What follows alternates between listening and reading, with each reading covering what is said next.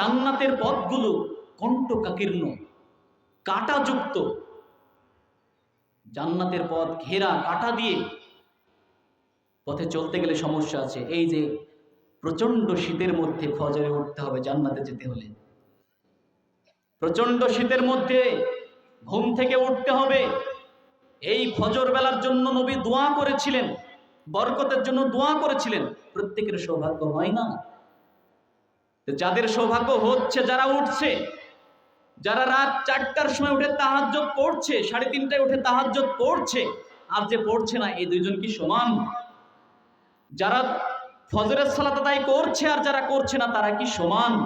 অসম্ভব সমান নয়। যারা আমল করছে এগিয়ে যাচ্ছে, যারা রবের ভয়ে আমল করছে, জান্নাতের আশায় আমল করছে, এগিয়ে যাচ্ছে। এই দুই ব্যক্তি সমান নয়। ফজরে